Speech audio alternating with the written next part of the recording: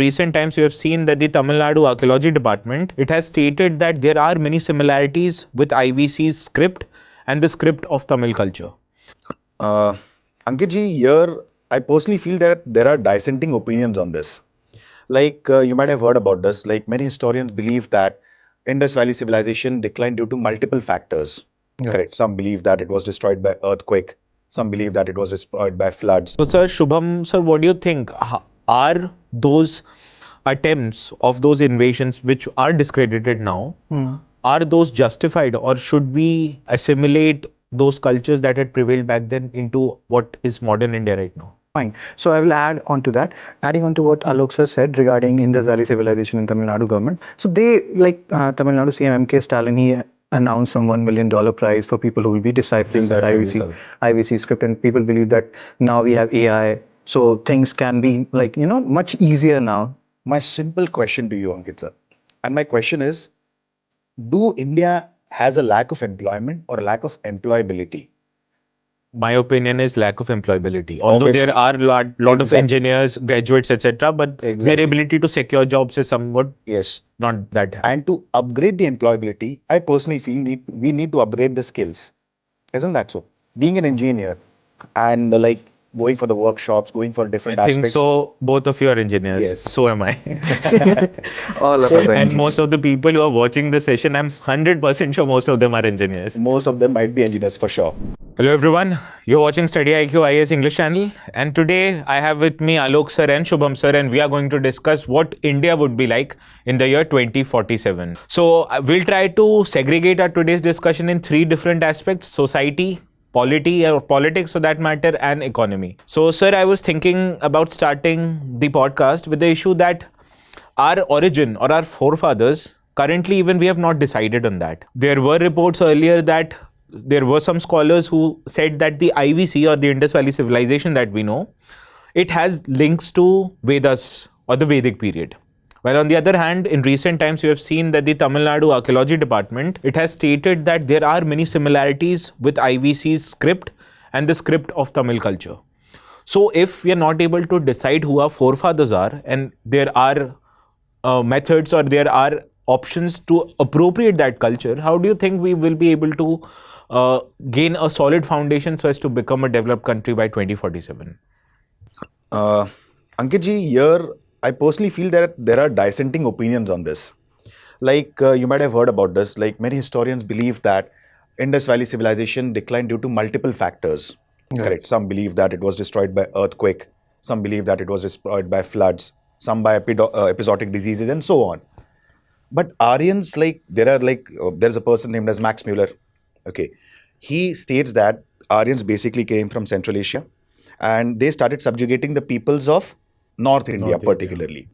So there's one theory which suggests like, if already Indus Valley civilization has been declined, whom did the Aryans subjugate?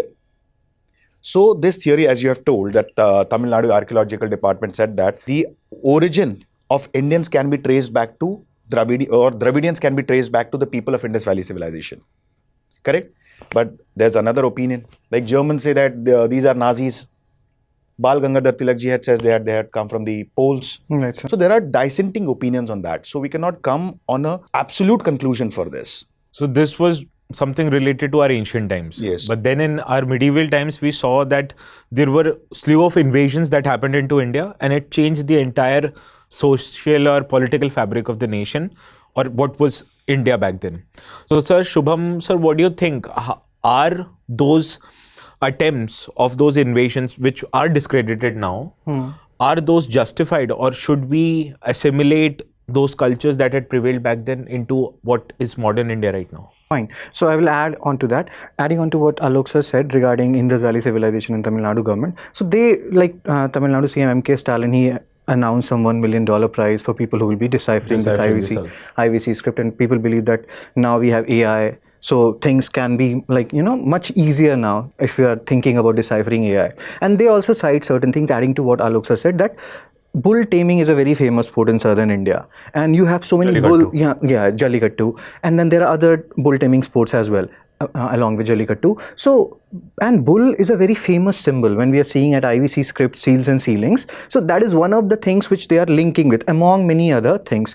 Second part of what you said, sir, regarding the medieval India and the different invasions which happened. So generally when we teach, I teach, Alok sir teach, so we talk about these mnemonics like UGG, Qasim, Gajni and Gauri, they came, and how they shaped our culture per se, like what was happening at that particular point of time. Rajputs were a little bit inward looking, and at that time there was a book written by Al-Baruni, Kitabul Hind or Tahqiq-e-Hind. He was saying that we were little insular. We believed that there is no country but ours, no religion but ours, no culture but ours, and we believed that we were the best. So again, we can learn some lessons. If India want to become a developed nation by 2047, we can learn some lessons from that early medieval period. What not to do, like we cannot be insular. We have to be open to what is happening outside. Sometimes there is a saying which is going on around in our circles that India is the best, India is the best. Okay, we are the best. But again, we have to keep our eyes open to what is happening. Unlike what has happened in the early medieval period, to avoid a repetition. Whether those invasions were good or bad, how it shaped our Indian culture, that is a matter of debate. We can keep on debating about it. But the only thing, or the one major thing which I personally feel is, we can learn from what Al-Baruni wrote, that we have to be a little bit like, we did not closed our frontiers, northwest frontier. Qasim came, Gajni came, Guri came, and they kept on coming via those passes. So again, lessons could be learned. Like currently India is surrounded by two nuclear charged nations. Like Israel, we compare India with Israel. Like Israel has so many hostile neighbors in West Asia. India is no exception. We also are having China and Pakistan. So again, lots of lessons can be learned. How India has to be a little bit more, I would not be using the word insular looking, but yes, we have to be a little bit more open-minded and see what is going on. There is another thing, so big brother, small brother attitude. There are certain neighbors, smaller neighbors. Exactly. We have to have a look at these countries also, what they are thinking, why they are thinking what they are thinking, what else we can do to alienate those fears, and so that's. But one of the sad byproducts of the medieval age, particularly the Delhi Sultanate period and the Mughal period, we saw that Indian society in itself became communalized. So do you think the current state of communalism in India, or what has prevailed since the independence, can it be traced back to medieval period, or there is some other reason for that? We can trace back. I personally feel on this issue, Shubham sir and Ankit sir, that the origin of this communalism can be traced back to both the period, the British period plus the medieval period. Like initially, like Mahmud of Ghazni, he was the second Muslim invader of India, and Muhammad Ghori, who came to India specifically, they initially had the strategy of Shikan. And Shikan basically, it is spread of Islam. But in our books, it has been connotated as destroyer of temples. Correct? So in that case, the most important aspect that we need to remember, the seeds of communalism were sown. Second thing, the policy of jizya that was being imposed on the Zimmis and Muslims. But Britishers played another card. Britishers have always adopted two major policies in India, carrot and stick policy and divide and rule policy. And this was majorly portrayed by Lord Curzon when he divided Bengal in 1905. On pretext of what? Bengal has become too big to be administered by a single viceroy. Rather, it was majorly a communal decision. I'll give you a simple example. Delhi is such a big city. We have additional district collector, we have additional SP, additional commissioner. So additional viceroy could have been appointed. But he actually wanted to hurt the communal fabric of the nation. So he divided into two parts, East Bengal and West Bengal. The reason being, West Bengal was a Hindu majority province. East Bengal was a Muslim majority province. Secondly, they also tried to poison the minds of the people. Separate electorate. Exactly. Separate electorate. Apart from that, we can say that when partition of Bengal was being announced, it is believed that to lure a particular section, what did they said? Like there is a development of a particular community because there's an establishment of Calcutta University. There's a port in the region of Calcutta. So if you support us in the partition of Bengal, in that case, we'll establish another university, a residential university in the form of Dhaka University. So this card has been played by Britishers since long. So I personally believe this. So I understood that the ills of communalism can be traced back to both external factors, be it medieval period or the British rule. But then let's talk about caste. This is something which is created by our own. And how do you think this caste factor will prevail? It has prevailed since modern times perpetually, and we saw Britishers, they even tried to divide us on the basis of caste. But after we got independent, this division based on caste was solidified by constitutional provisions. So do you think going forward, this caste factor will play a role in, say, dividing or uniting a society? Is it true? Shubham sir.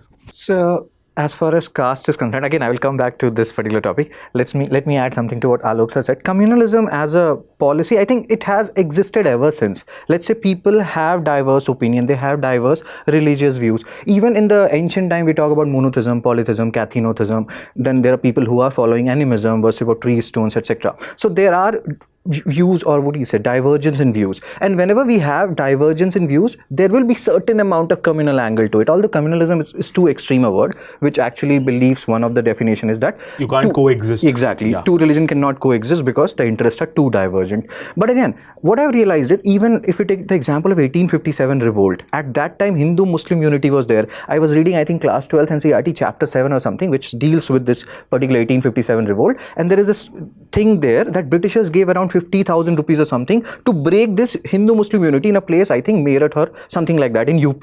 So they were very, like, even though communalism comes up, there are certain forces which try to suppress it. Unity will always be there. There will be forces who will try to divide us on different lines, but we are united. There are many people. There are 2-3 people who will try to divide us on communal lines. There will be 7-8 people who will be uniting us on these lines, that we are one. After all, right? So 1857 revolt, I think that played a crucial role in what Alok sir said, that after that you had separate electorate and partition of Bengal, because Britishers realized that if we remain united, then So again, there is a lesson for us. If we want to become a developed nation by 2047, we can learn from this that we have to be united. There will be forces which will try to break us apart. There will be vociferous tendencies here, there and everywhere. But we have to learn our lessons from all these things. Second part, the casteism part, I think. The casteism thing, I think Varna system, caste, jati, there are so many terms which are so confusing. Sometimes all gets intermingled, Exactly. right? They are intermingled. Exactly. So when we talk about this casteism, Varna system, etc. So earliest reference is there in Rig Vedic. See, in current period, what I believe that Varna system does not exist, because irrespective of the caste we are born in, people get educated in modern times and do whatever they want. Exactly. But in terms of identification of a person based on the family or the background they were born, that is something caste system, and it is also something that we can see provides kind of secular benefits, what has been termed, like benefits in terms of accessing colleges or getting jobs in the government sector. So these caste-based factors in modern period, they are seen as a dole or a benefit that you can extend to a certain part of the society and corner their political benefit. But when it comes to going forward, now that we see many parties are demanding for caste-based survey, so this kind of a caste-based segregation, which was limited only to a certain part of society, now is expected to affect a larger population. And this larger population, from what I think, will affect the unity factor in the society as a whole. And going forward, where we need to be unite, we need to be together, this factor might play a hurdle or a roadblock for that matter. I personally feel on this issue, let's go back to our 19th and 20th century. Like you might have heard about that, our Renaissance began from Bengal region, particularly the eastern part of India. So there were many social-religious reformers who thought that before getting rid of Britishers, we need to get rid of our rudimentary thoughts and traditions. Correct? Right. And in that case, they majorly focused on education system, because education is a key to overall upliftment. Isn't that so? If there's an educational upliftment, there would be economic upliftment, followed by social upliftment and political upliftment. Multiple examples in the books of history, particularly in South India. Sri Narayan Dharma Paripalan Yogam, started by Narayan Guruji, focused majorly on education system. Jyotiba Phule ji in the western part of India, focused on education system. Satyashodhak Samaj. Exactly. So once a person gets educated, automatically his insular mindedness ends there. Correct. So the factors like caste, although Britishers have played this card again in the second roundtable conference, communal award was being announced after the third roundtable conference. But at that same point, Mahatma Gandhi ji started what we say campaign, Harijan campaign in the jail itself. And what was the main cause for it? Root eradication of untouchability. Because here our major agenda is root eradication of a social evil, not to divide a particular society on the basis of caste. So we can learn from that. But once you start asking people their caste based on a survey, Exactly. don't you think it will solidify their groupism kind of a thing, that I belong to this community, I belong to that community, and if I were to secure the benefits that are provided by the government, the other community should not. So this will create a problem of being my interest becoming antithetical with interests of the other communities. But then coming closely with the caste and its impact on politics, I've also seen a change in recent times in the Indian politics. That is, earlier, for the past 3 decades or so, we saw that Indian political actors or parties, they were fragmented in nature. Okay. But since 2014, we have seen a trend where one party has consolidated its position, at least at the national level, and the other political parties, they are like trying to counter that one dominant actor. So this is a change, and we say it also mirrors the kind of a political setup we had after independence. After independence, there was this dominance of Indian National Congress. Now, at national level, there's this dominance of BJP. Okay. So until going forward, until 2047, do you think this consolidation of what has happened now, it will prevail until 2047, or there will be again a decentralization in politics? So what I believe is, like, we keep on talking about one political party in power because of this whole caste issue, communal issue. I was reading somewhere, sir, like Article 17, I think it is about abolition of untouchability. And there was a survey in Indian Express or Hindu where they talked about, like, there was a survey asked to people, how many of you will allow your maid to use your own utensils? And there were many people from like higher caste who were like, no, we will not allow our utensils, means our maid, to use our own utensils. We'll have a separate utensil for them. So this mindset is like, it's good or not, I don't know. It's still there in our Modern It India. is Modern prevalent. India. It is Ev- prevalent it's even pre- today in our society. Even if I will not take any names, let's say even if I have my educated father there, even he has in the back of his mind, I'm not saying he has, I'm just taking an example, in the back of his mind, like, no, you know. So there is that tendency, and we have to get rid of that tendency. Otherwise, one political party or the other will try to take advantage of it, and they will, and they are, and they will keep on doing that. So again, the mindset change has to happen, and I think slowly and gradually these things are happening, but it will take some time. But yes, the new era, the new age is like witnessing certain changes, and let's see what happens. I'll add on to what Shubham sir said. Like, I was reading one of the articles in the newspaper wherein it's a case of Bihar itself, and everyone knows about the midday meal scheme. And in that case, proper calorie, what we say, intake food was being provided to the children in this, what we say, village. But still, this children did not consume the food. And there's a reason was behind that why. prepared by a It was woman prepared from by other caste, yeah. women from the other caste, particularly the downtrodden section of the society. What a wonderful step taken by the IAS officer of that region. He himself went and had He the himself food. went and had the food. Led by example. This is how you sensitize the masses, by personally being the part of the process. Second thing, initially we have seen as a part of the Lok Sabha and Rajya Sabha, many of the leaders were veterans. Now see, even youth are attracted towards the political parties and so on. They are being the part of political agendas and so on. See the youngest parliamentarian of India. We have a lot many lists in that case. Barely 25, 26 years old. Exactly, 25, 26, 29 and so on. So yes, India is changing a lot. So how do you think this will change our economic setup? We have understood the fact that for us to become developed, we need to upscale our manufacturing efforts. And for that, we'll need skilled workforce. But the availability of skilled workforce has been like not as what we desire, just because of one factor is the levels of education in India. So I'm coming back to the point that you raised, the above levels of education, and how education can change not just the mindset, but it can also enable a human being for it to be able to secure a job. So the importance of education in modern India and how it should modify or transform itself in order to provide India the workforce it needs to become developed. My simple question to you, Ankit sir, and my question is, do India has a lack of employment or lack of employability? My opinion is lack of employability. Although Obviously. there are lot of Exactly. engineers, graduates, etc., but Exactly. their ability to secure jobs is somewhat Yes. not that high. And to upgrade the employability, I personally feel we need to upgrade the skills. Isn't that so? Being an engineer and like going for the workshops, going for different I think aspects. so. Both of you are engineers. Yes. So am I.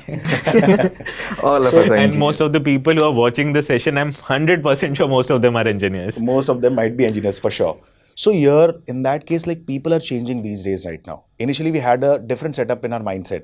Like initially, we had to do the assignments in the colleges and so on. How will it improve our skills or employability? So here we need to focus more on the skill development, and the present government is doing that so.